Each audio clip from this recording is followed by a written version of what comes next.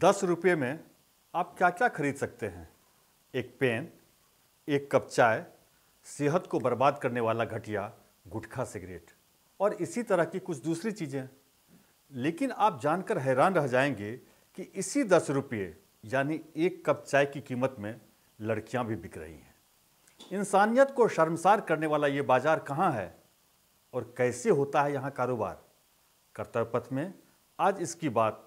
नमस्कार, मैं हूँ रविशंकर प्रसाद। मध्य प्रदेश सरकार ने वर्षों पहले एक जबरदस्त विज्ञापन जारी किया था। एमपी अजब है, एमपी गजब है। याद ना हो तो इसका मुखरा सुन लीजिए। एमपी अजब है, सबसे गजब है।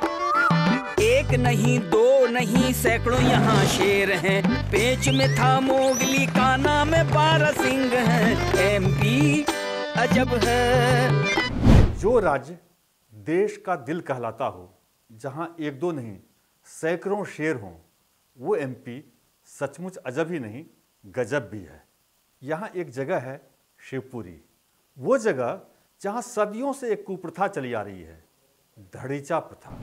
वो प्रथा जिसकी वजह से यहाँ एक मंडी सस्ती है, जहाँ खड़ा कर दी जाती हैं लड़कियाँ और 10 रुपये से लेकर 100 रुपये तक के स्टाम्प पेपर पर इनकी खरीद फरोख्त की जाती है। कॉन्ट्रैक्ट पेपर पर साइन होते ही लड़की पत्नी के रूप में किराए पर मिल जाती है। जिस मध्य प्रदेश को देश का दिल कहा जाता है, उसकी एक धमनी में कुरीति का ये काला रक्त सदियों से बह रहा है बेलगाम। एक न्यूज चैनल ने इससे जुड़ी एक खबर दिखाई तो अचानक शिवपुरी और धड़ीचा प्रथा सुर्खियों में आ गया।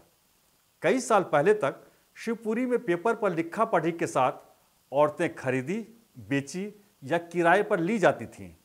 भाड़े पर लेने की मियाद कुछ महीनों से लेकर सालों तक या पूरे जीवन भर के लिए हो सकती थी।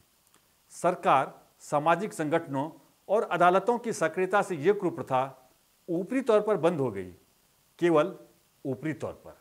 हकीकत में यह गंदा धंधा यहाँ अब भी चल रहा है। शिवपुरी में इस धंधे का एक नेटवर्क है, जिसके तार मध्य प्रदेश के अलावा झारखंड, बंगाल, छत्तीसगढ़, ओडिशा सहित कई राज्यों से जुड़े हैं। हर बाजार की तरह इस बाजार में भी एजेंट होते हैं। एजेंट के तार देश भर के गरीब राज्यों और गरीब परिवारों के आसपास के लोगों से जुड़े होते हैं, जहां से उन्हें उन परिवारों का अता पता मिलता है जो गरीबी की वजह से अपने घर की बच्चियों को बेचना चाहते हैं। ऐसी बच्चियों की उम्र 15 साल के आसपास तक हो सकती है। इसके अलावा इस बाजार में 40 साल तक की महिलाएं भी बिकने के लिए लाई जाती हैं। बाजार के लिए उपलब्ध इन बच्चियों या महिलाओं की तस्वीरें एजेंटों के पास होती हैं। सख्ती की वजह से अब बाजार में पहुंचे खरीदारों को पहले तस्वीरें दिखाई जाती हैं। पसंद के हिसाब से इन लड़कियों की डील 10,000 से लेकर 7 लाख रुपये तक हो सकती है। उम्र, रंग रूप और कुंवारी शादीशुदा के आधार पर कीमत तय होती है। एजेंट से डील फाइनल होने के बाद इसे दस्तावेज की शक्ल देने के लिए नोटरी बाबू तैयार मिलते हैं। नोटरी के पास कॉन्ट्रैक्ट होता है, जिसे अब लिव इन करार कहा जाने लगा है।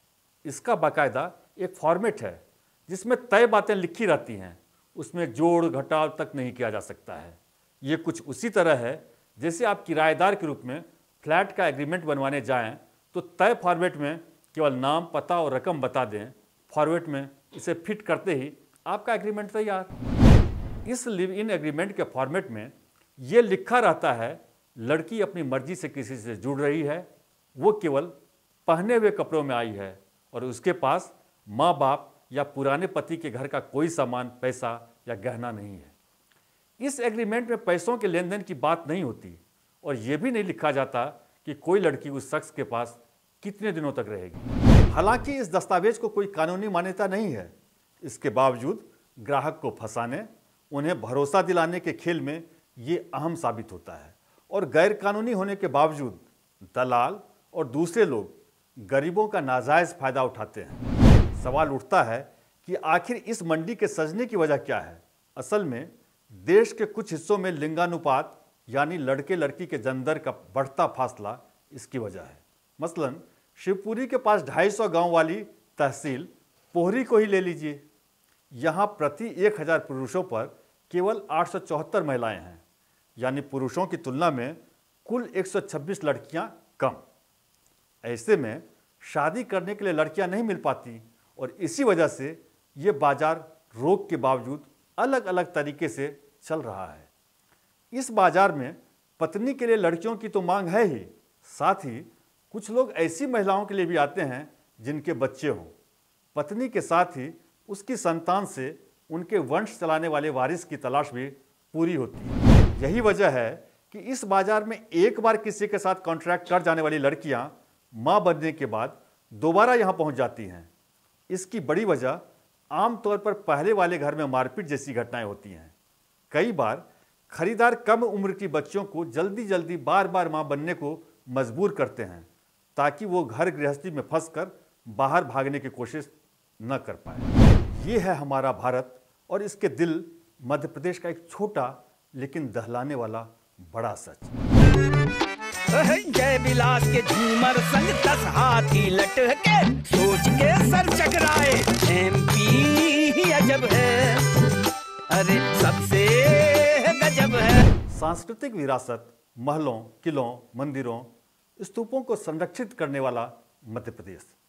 ये मध्य प्रदेश अपने अंदर लंबे इतिहास और संस्कृति के साथ धड़ीचा जैसी कुप्रथा को भी जिंदा रखे हुए है। इस कुप्रथा के जड़ से खत्म नहीं होने के लिए कौन है जिम्मेदार? क्या केवल सरकार की जिम्मेदारी से ही ऐसी कुप्रथाएं खत्म होंगी? क्या है आपकी राय? कमेंट बॉक्स में हमें जरूर बताएं और ये वीडियो पसंद आया हो तो इसे लाइक करें, दोस्तों के साथ साझा करें और चैनल को सब्सक्राइब कर हमारा हौसला बढ़ाएं।